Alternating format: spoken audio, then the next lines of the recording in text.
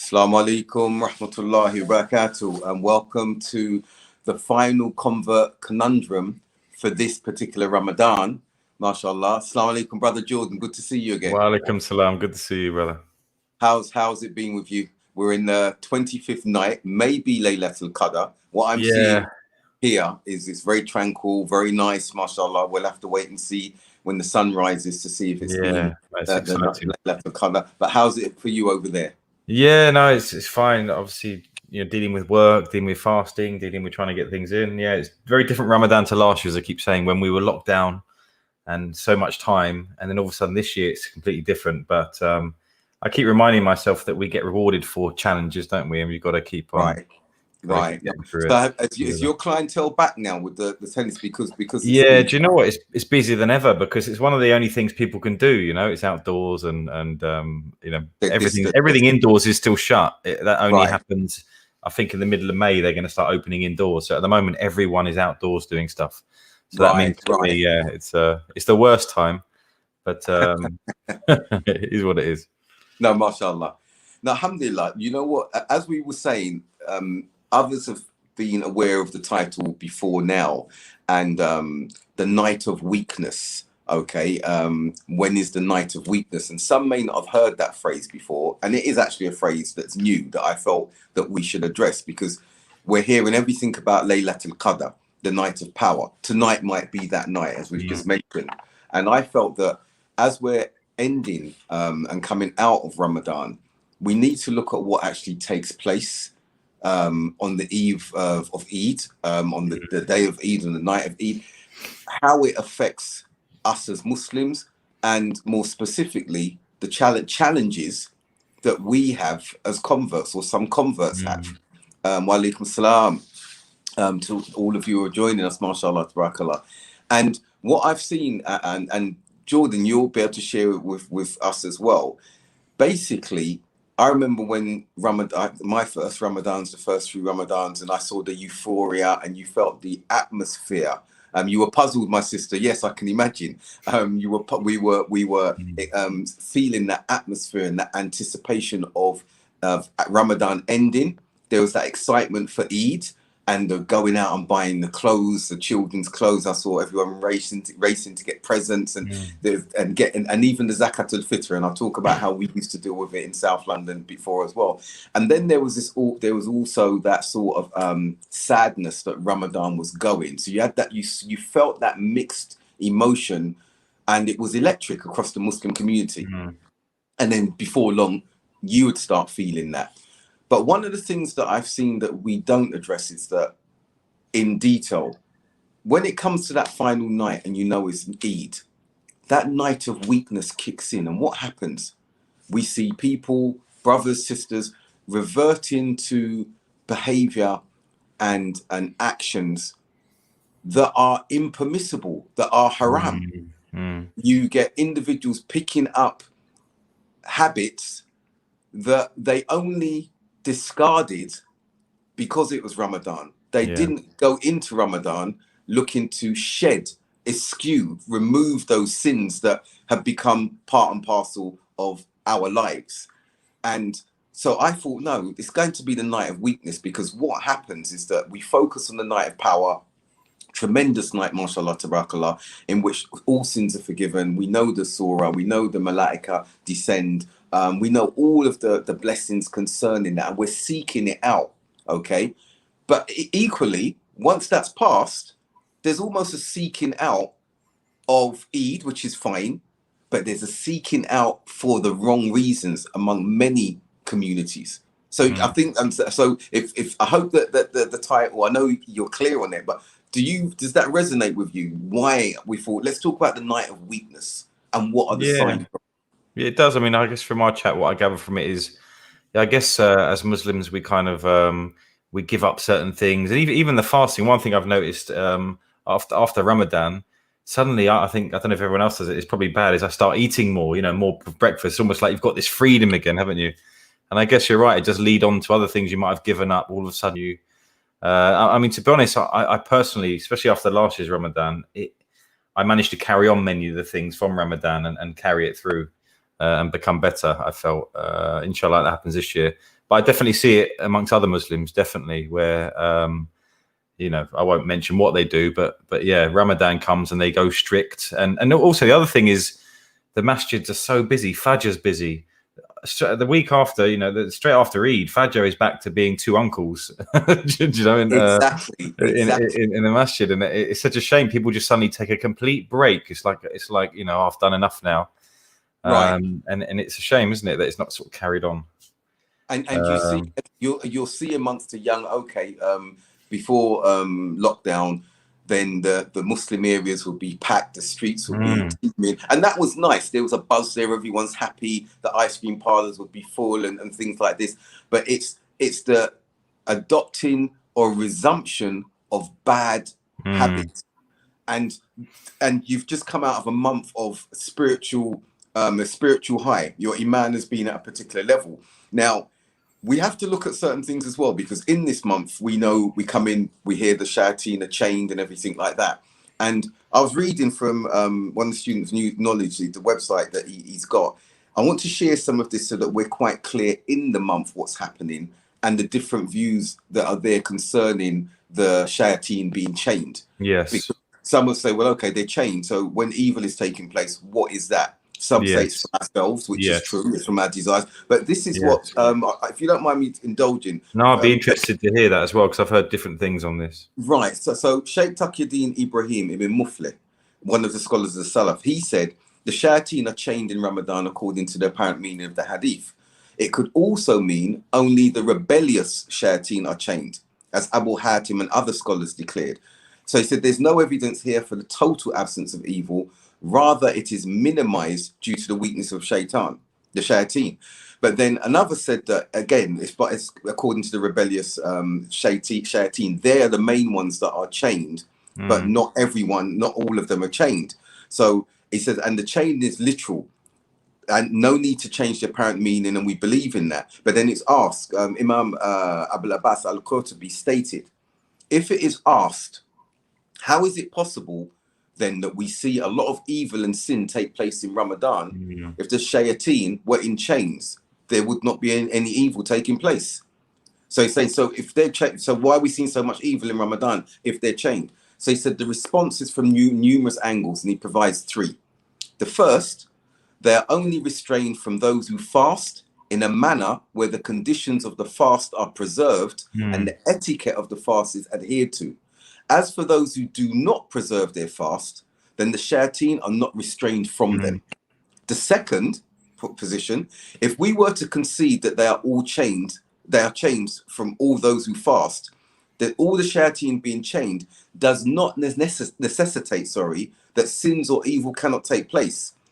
This is because there are reasons for evil other than the shayateen, such as evil people, bad behavior, and the shayateen from among mankind.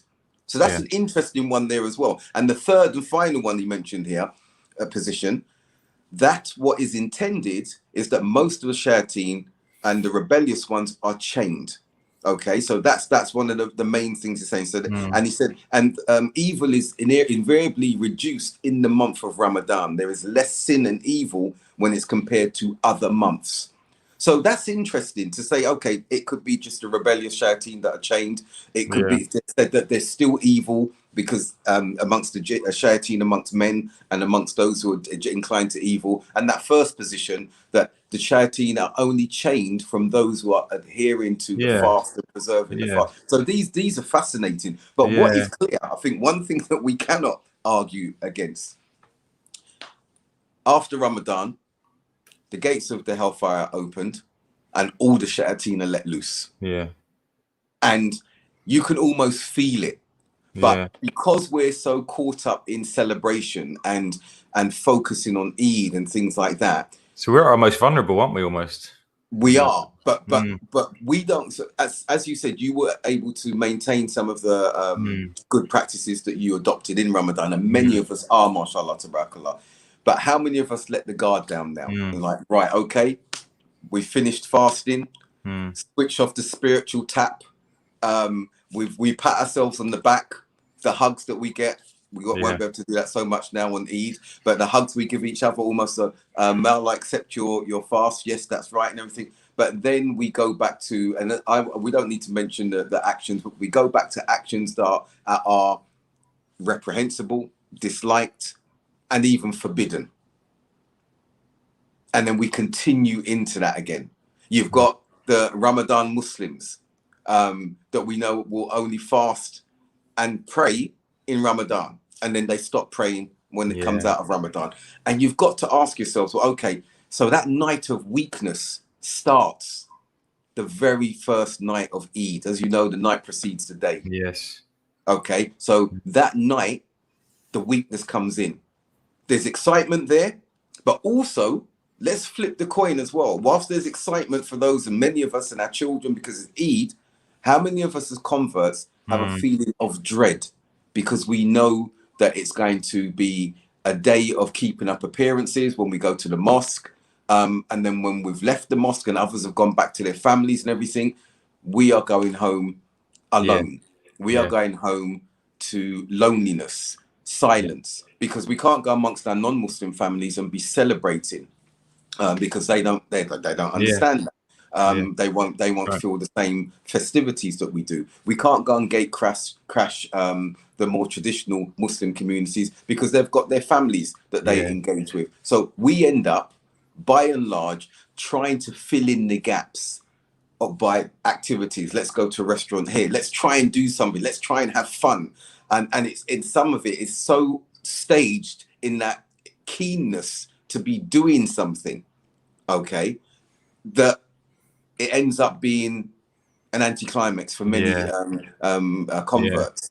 And I think I remember seeing a few years ago, and it's really sad, like some sisters, converts, some in America, some in the UK, they actually said how Eid was a terrible time for them because their families had shunned them, wearing hijab and everything like that. And they couldn't go and engage in the Muslim communities throughout the day because they were all taking part in their own family festivities. And it was a great strain on them, and they developed some serious mental health issues and anxiety attacks when it came to Eid, the day of celebration. And so I'm going to put it over to you, Jordan.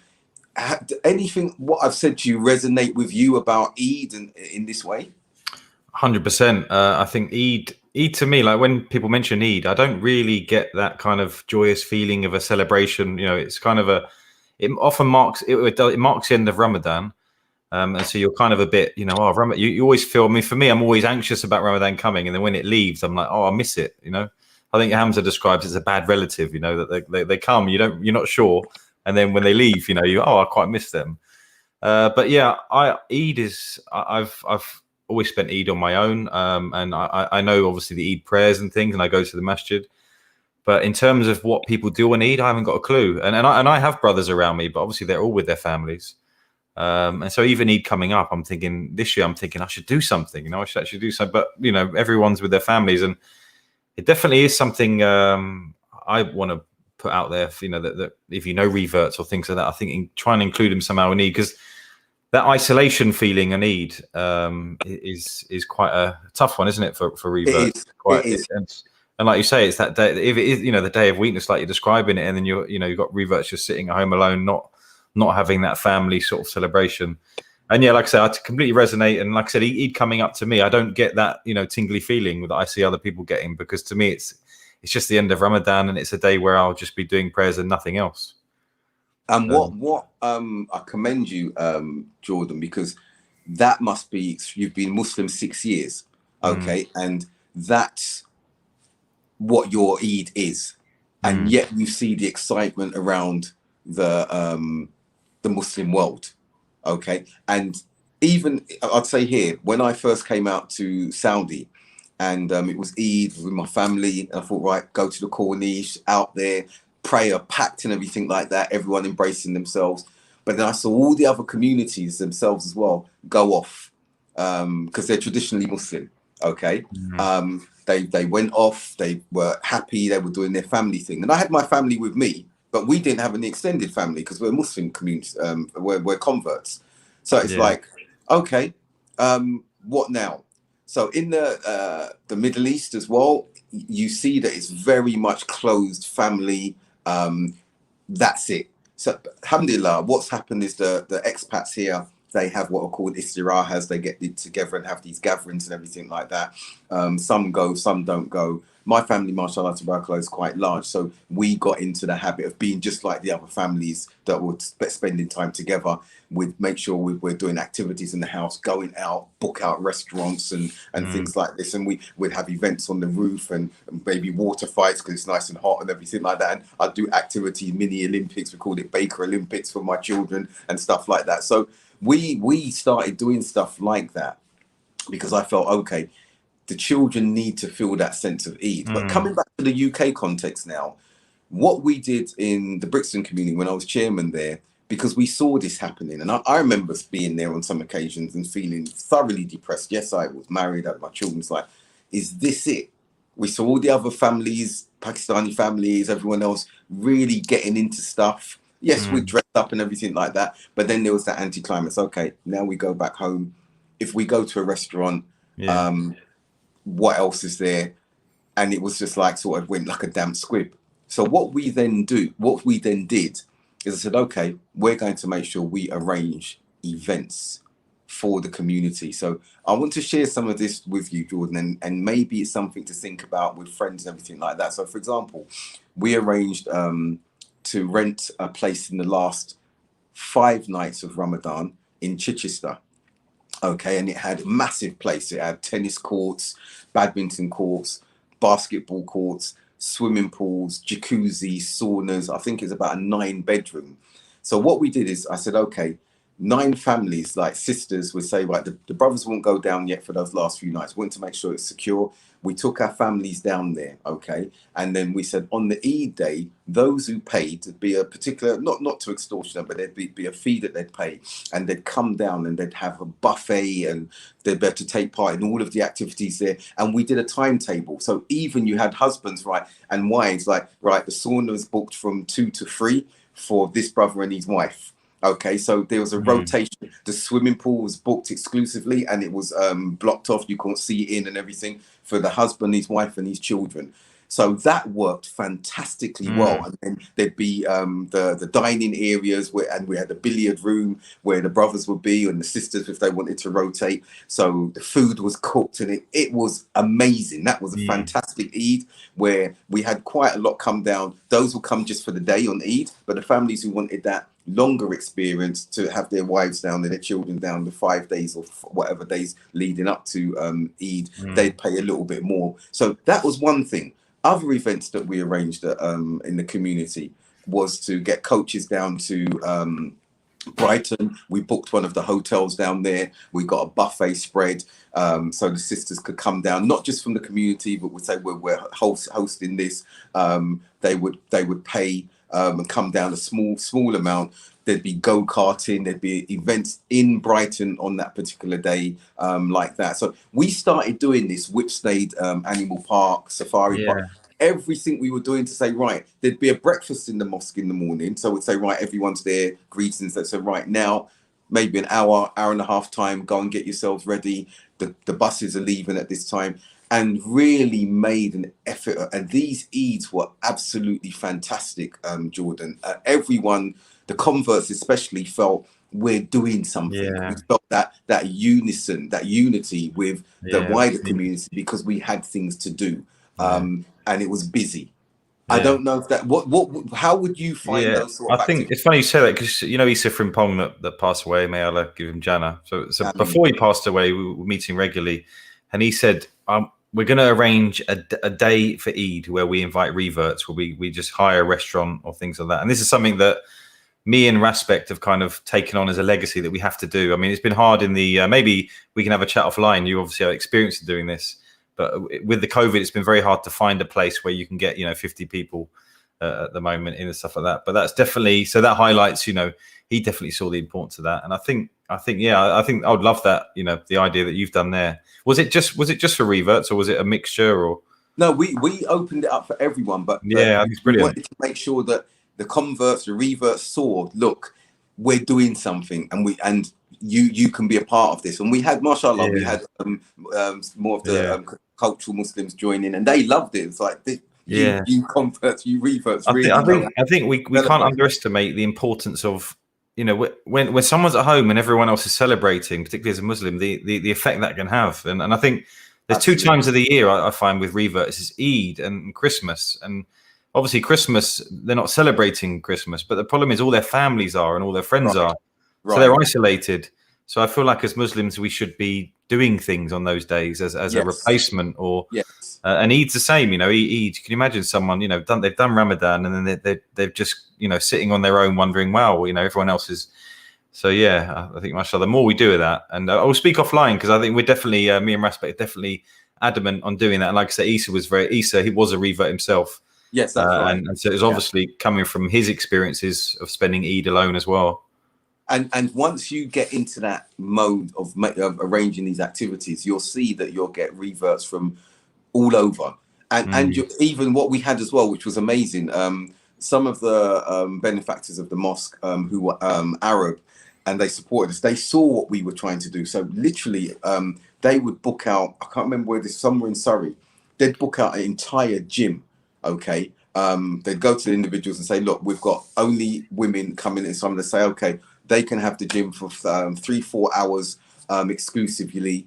And that wasn't being done at that particular time. So the sisters would go, they didn't have to worry about men being in there. They could just derobe and just really let their hair down, literally, in that sense there. And so we made sure these things were taking place. The mosque will put the money forward, would subsidize it, and the children loved it. So they'd be getting gifts. They'd be going, as I said, when we go out to Whipsnade, beautiful, we'd be going in the morning, and then from there might be a meal in the evening. There are activities there. Sometimes in the mosque, the brothers like, okay, we just want to chill here, we're going to do wrestling and do whatever we're going to do and stuff. For me, that's quite easy to do. You need to make sure you're really expending effort and being imaginative on that particular occasion. And as I said, like, because sisters and brothers aren't going to come out and say, I'm lonely.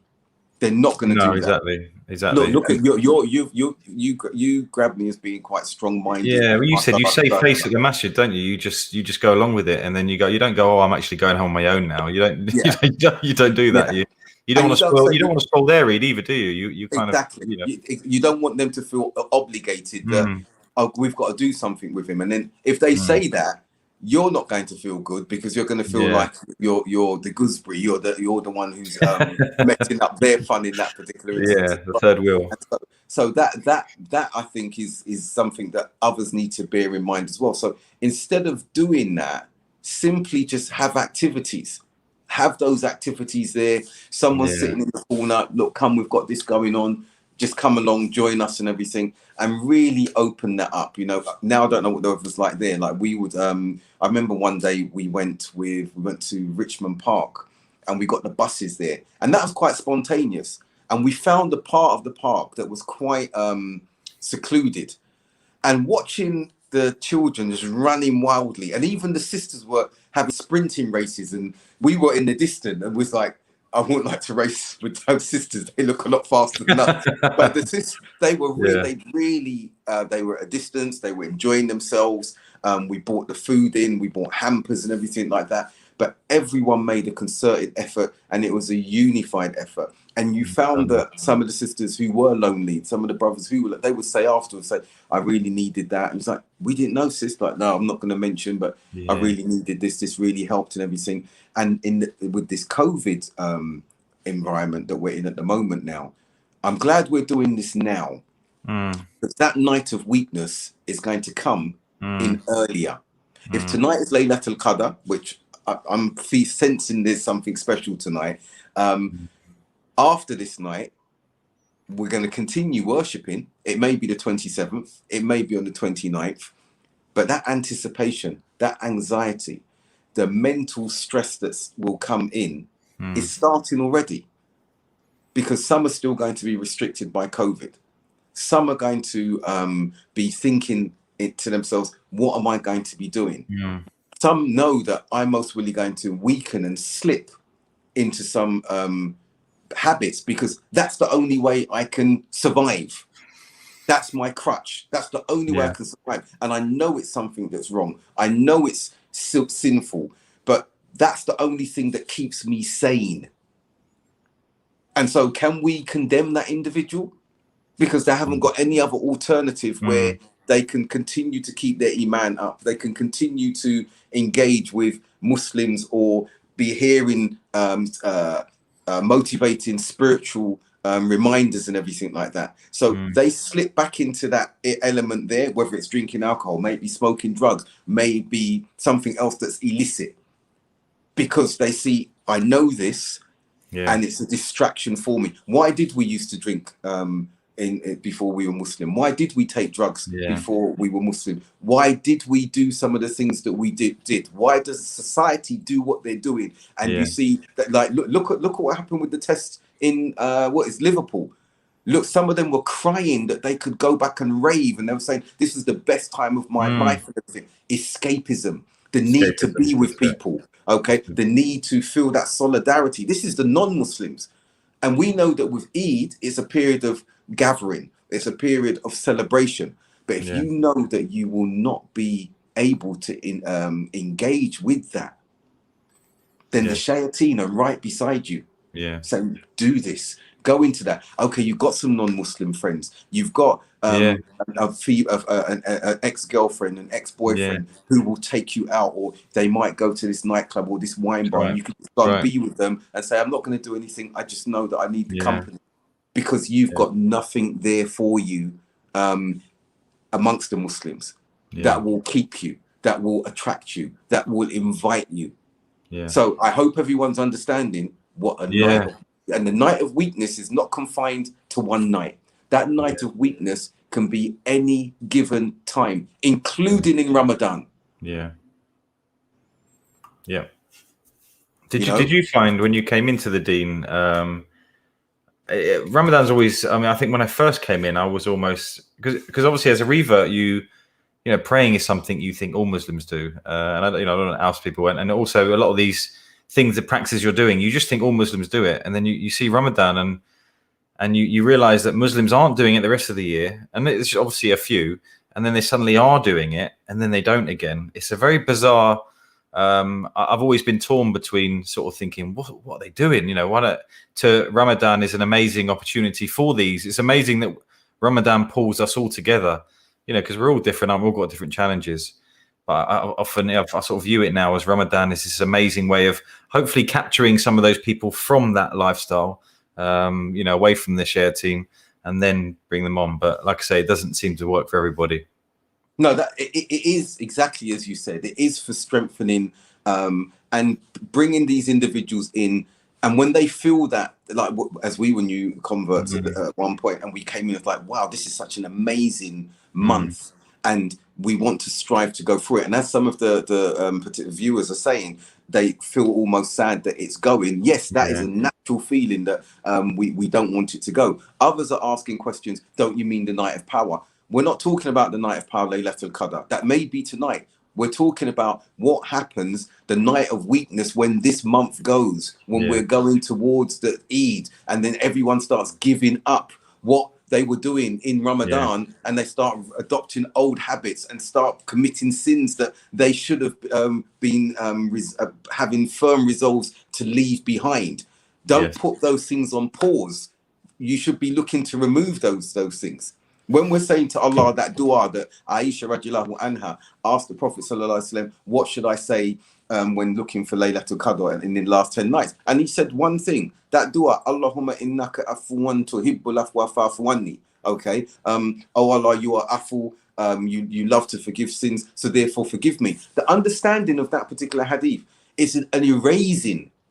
It's an erasing of sins before Allah, that those things will never be presented to you on the day of judgment or ever again. It's wiping the slate completely clean.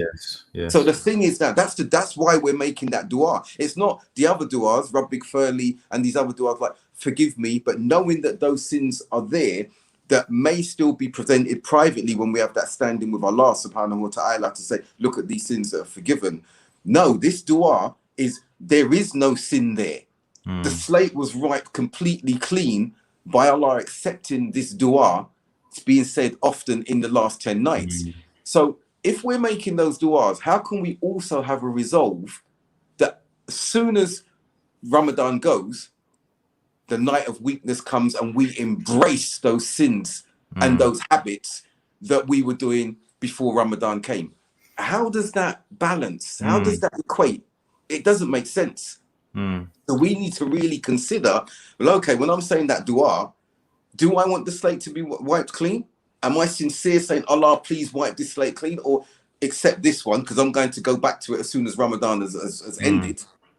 Is that how we're going to look at it? Like we see in the story of Yusuf alayhi salam, the brother said, let's fry him in a ditch or kill him and come back to our father and say, we'll make tawbah. We're going to say sorry. Yes. Commit the sin and resolve to say sorry at the end of it. Is that how we're acting in this particular instance now? We're going to ask for forgiveness, put it on pause, but we know in our hearts, I'm going straight back to that as soon as Ramadan ends. So those who are confused, that's what we're saying the night of weakness is. That, and it's not just one night, it can be any night, as I've already highlighted. That night of weakness where we listen and allow our desires to overcome us again. We invite that. We don't have the same resolve that we had in Ramadan. We are okay with not having that resolve that we had in Ramadan, because a great month, did what I did, charged up the batteries, let's go.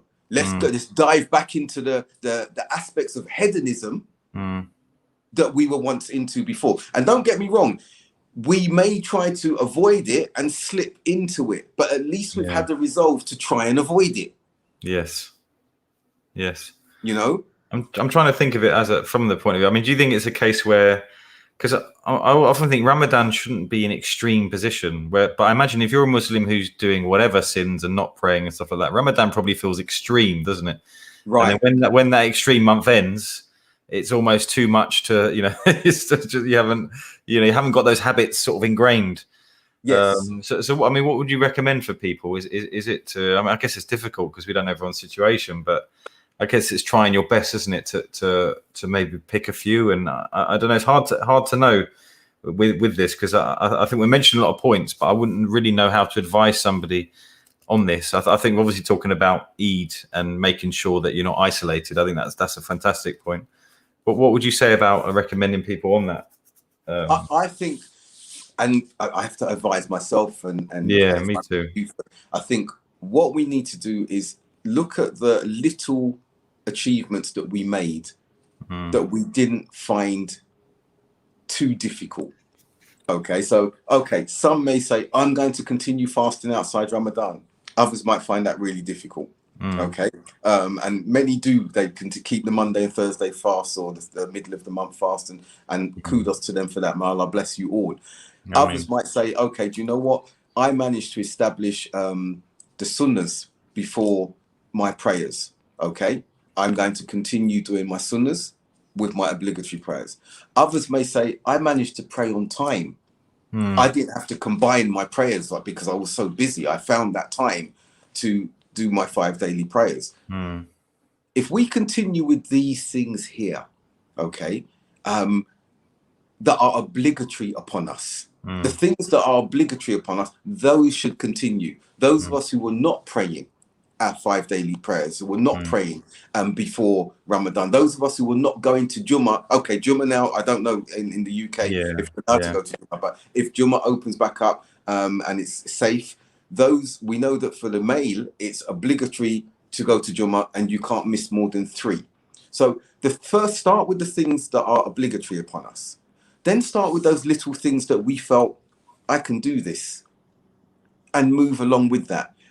That's all we need to do. There's no way all of us are going to maintain that level of spirituality and iman that we found in Ramadan, for those of us who managed to find that. So we've got to be realistic in that instance. And we've also got to be realistic that even those of us who are doing those small steps, even those of us who are really strong outside of Ramadan, we are going to slip. We are going to have a decrease in iman. This is one of our beliefs of Ahl Sunnah wal Jama'ah. We are going to have that slip. We are going to fall into some mistakes, some sins. We're going to fall into them. What I'm saying that we must not allow to happen is that I'm going to actively embrace and engage with these sins. Because your intention is to do that after this blessed month. Yes. That cannot be the case. If you fall into it, if we fall into it and like, oh my gosh, I've fallen into this habit again, I've got to fight it, and we're sincerely doing that, alhamdulillah, inshallah, there's good because of the intention, and we have not sought out that sin. But then to open the door to it, as many of us are going to do when Eid arrives, no one can tell me, oh no, my iman is strong, that's still strong. You can't call it a night of weakness and everything. Well, if it's not a night of weakness, what is it if you're doing all of these things that you shouldn't be getting back into your lives? So I hope that answers your question. Fantastic answer. You know, obligatory things, the small things. But again, one of the resolves that we should have, those of us who are alone and those who may not even consider others who are alone, is we've got to engage. It is frightening to be lonely on a time like this. And we see what happens to the non-Muslims with regards to Christians and with regards to Christmas. And we see them seeking out people and the good Samaritans, because they know that this individual once upon a time may have had family and no longer has family for whatever circumstances, that they are alone, that loneliness can eat at you, it gnaws at you like a shadow taking you over, like an insect eating at your brain. It's a frightening thing to be lonely involuntarily. That you don't have a choice. To be lonely voluntarily can be bliss, can be solace. I need that solace, but you shouldn't have that imposed forced loneliness upon you because of an inability to reach out, or others not seeing you being invisible. So Muslims, even if it's a phone call, there's Zoom, there's everything there, and it doesn't matter, Raccoon. Being reclusive is okay. If you choose to be reclusive, that's fine, and kudos to you for that. But don't be reclusive from a point that you're crippling yourself because you cannot engage. If you want to engage, let people know what you're doing. Call me up. Let's have a Zoom call. You going somewhere? I'll meet you there. Own that reclusiveness. That's okay. But if it's something that's crippling you, we need to be there for you to bring you out of that, inshallah. And you can be reclusive and quiet. You could be sitting amongst your friends. There's some who are reclusive and they just want to be amongst their friends. They may not speak, they may not think, but they enjoy the vibe of the company. That is okay as well. That's okay as well. And I think as well, I mean, obviously we've got Eid coming, but I think even revert. So somebody, Zishan from Smile to Jannah, invited me round for iftar. So we did iftar together and we did Tarawih together. And that was such an iman boost for me. And obviously I live alone. I'm not breaking fast with Muslim families. It is a strange time with COVID and all that stuff. So for me at the moment, you know, iftar on your own isn't the same as iftar with brothers. So I think even those instances, you know, maybe inviting reverts. I'm not saying not treating reverts like they're, but I think if you know reverts that are breaking fast alone or doing things like that, there's stuff you can do even leading up to Eid, I think. And I really appreciated that, you know, and like I say, it's an aman boost when you spend these times with other brothers, with other sisters. I think it's have to. And I can't really say which organization, but I was looking at one of the big organizations. I'm really interested in the amount of shahadas we get, and then the amount of people that leave Islam within the first year. It's quite staggering, the statistics I was looking at. And isolation was up there with the biggest reason, you know, according to a lot of these stats, which shocked me because I thought it would be other things. Maybe they find something, but no, it's literally an isolation. When someone's isolated, it's very, you know, it's bad for their state of mind. So yeah, we can't really underestimate, particularly for new people that are coming to the deen. But what's important there, Jordan, as well, and possibly you can lead on that. Thank you, Jazakallah khair, Sister Amal, for good initiative for Smile to Jannah, mashallah. But one thing that I think established Muslims need to understand, us as converts, alhamdulillah, if we're going to embrace and engage with your cultures and traditions, that's nice. But as British, okay, we've got a culture. It might be a street culture, it might be an urban culture, it might be whatever it is. So Jordan, what we need to do in that instance as well for converts, say, right, we're going to do such and such. I don't know what it is. It's what is typically English. We're going to go off to the countryside. We're going to have a picnic. We're going to relax out there. We're going to go Brighton. Going to go and paddle our feet and fish and chips. And so that should still be part and parcel of who we are and what we're doing. Because what can happen is we can go in and amongst communities and they can embrace us. And that's lovely, those communities that do. But we're having an altogether different experience, which will be nice for an occasion. Okay. But that can still make us feel alien in the sense that this is not me. I'm not used to this. This isn't my cultural paradigm. Are you with me? And so that's why with the converts that we did things with, it was if it was African Caribbean, if it was white Brits, I've got my white Brits friends, we were like, what are we going to do? And we might go amongst the non-Muslim society and be doing our thing, but together.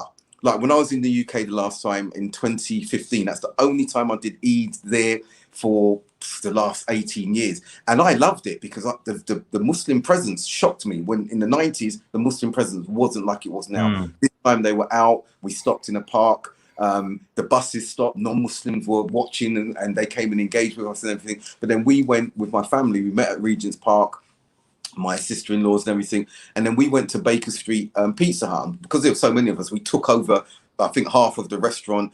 Others were still there and doing their thing, but we were part of that ambiance, you know, and it was like, okay, we're amongst the non-Muslim society. This is who we are. We come from this society. They saw what we were doing. We ordered pizzas and we said, please don't use the knife they came and said, we won't use the thing that we use to cut pork. How do you want it? We're going to cook it different. They gave us that special attention, but we didn't have to do anything exclusively. Like we need to be away from the non-Muslim society. No, we were part and parcel of the society that we came from. And that was seen, that was embraced by the non-Muslims, and it was embraced by us. And it was a fantastic time. We need to be able to do that as converts. We don't have to suddenly say, right, close off from the rest of society and be amongst the Muslims. And some say, why is he saying that? No, we're in the UK. It's not a predominantly Muslim society. So converts need to know that as well. In being lonely, they may be feeling, I just need to be exclusively amongst Muslims to enjoy this experience. No, grab a group of you. Where should we go? Which restaurant can we go to? Is there a halal one near us? No. Is there one where we can get vegan or we can get fish or they will cook to our needs if we want? Yes, there is. Let's go and sit in there and eat. Oh, how are you doing, John? Yes, eat for us. Oh, you're a convert. Yeah. We need to be doing that. Yeah. 100%. You know, and if that's something, I'd say, Jordan, maybe see which friends are there and say, right, okay, is there a nice chippy? Is there somewhere else we can go to? Can we get out to the countryside and do something?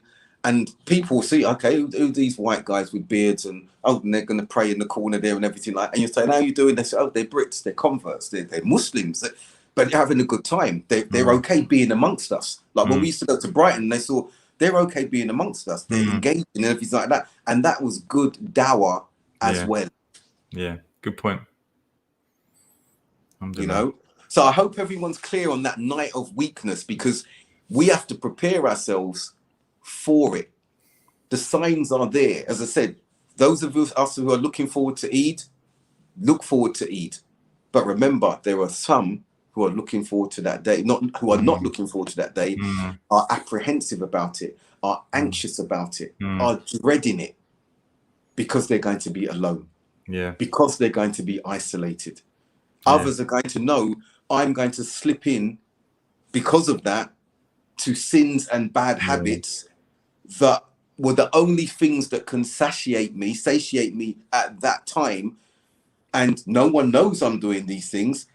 But if I could find an alternative that can keep me away from those things, I would go with that alternative with my brothers and my sisters and everything like that. So the night of weakness is upon us very soon. The night of power, inshallah, is upon us now, I hope. If not now, if it might have passed, it might be the next few days because we've got a few days left of Ramadan. But the night of weakness can be any time that we have let our guards down or are being challenged and we don't have that support, our iman is down. So there are many things we can do ourselves to minimize the number of nights of weaknesses that we may fall into. Such an important topic. Was it your term? Did you make that up, or is that been, where did you get that from, the night of weakness? I made it up. It's brilliant. It's brilliant. It's such a good reminder as well, because I think many of us won't know it's there until it happens, you know. And I think that was for me many times. You know, as a revert, like you say, you don't really think about it till it happens. You know, it's suddenly Eid the next day. Whereas, you know, maybe this gives us time to plan and maybe prepare and invite, and alhamdulillah. That's why this is why Jazakallah khair, Jordan, when you agreed let's do convert conundrums, and each week we've been thinking. Last week we talked about something very sensitive. The beginning we spoke about how we came to Islam and everything, but today I thought no, and I thought long and hard about this the last 24 hours. Like the night of weakness, am I inadvertently mocking the night of power? I said no, I've got to be careful. That's not what the intention is. Night of power, there's so much out there about Laylatul Qadr, and it's beautiful and it's fantastic, and I hope if tonight's Laylatul Qadr that we're being rewarded for discussing this. But let's talk about what I've termed as the night of weakness, because the signs are many, the reasons are many, and many of us in fact experience this at the beginning at the end of Ramadan, beginning of Eid, and at other times of the year. Yeah, I think it's great. And like I said, the other thing, I think we've sort of touched on it. It's the same when I went to Umrah. It was a fantastic, you know, Imam booster. You're praying you know, you don't have to worry about praying because everyone's going to the masjid. Everything closes up and goes. No fitna around. And then when I came back, I had a real low. You know, because you go from that high and you just have a low. Yes. And it's very hard it's in that mindset to carry on as good as a Muslim as you were when you're that low. And I think Ramadan's similar, you know, when Ramadan suddenly ends, you feel very flat, don't you? It's suddenly, everything goes very flat.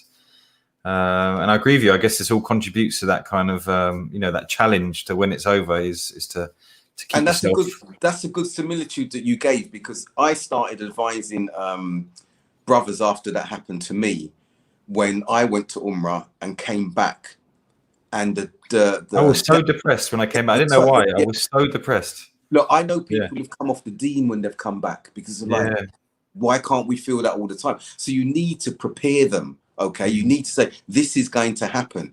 You're going to come back and you're going to see the society that you're in. And you've come from one where you've heard the adhan, you've been to Makkah. What a fantastic experience! And you're going to have a downer. Okay, you need to prepare. The same with Ramadan. That's why we're doing the night of weakness. We need to prepare for what's going to be on the other side, because we've had this spiritual high and this spiritual focus all of Ramadan, and there's invariably going to be a dip.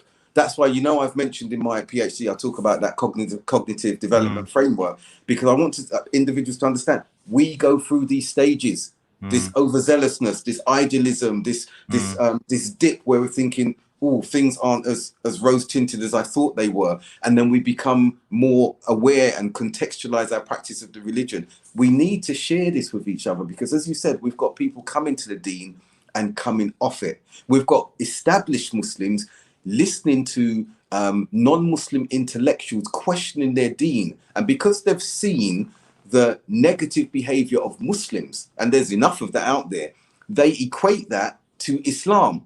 You and me would never have come to Islam if we equated the Muslim behavior with the religion.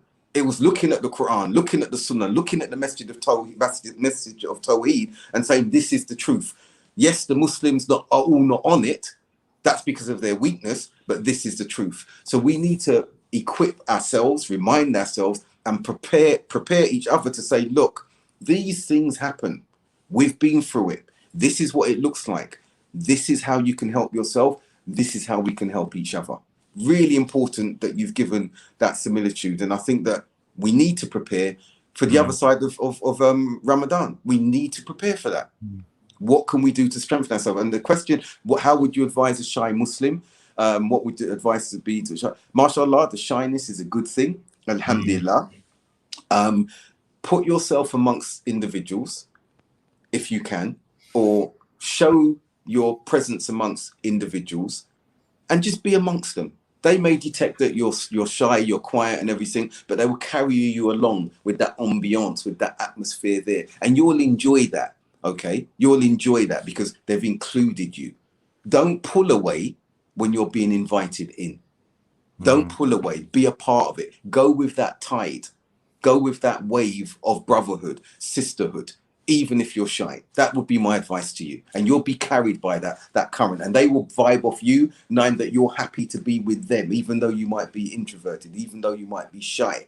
You know, the more vocal might feel, okay, your silence and tacit approval, the insecurities that they feel that they're hiding via their vocal extrovert self may feel more secure because there's a quiet individual like you comfortable being amongst such companions.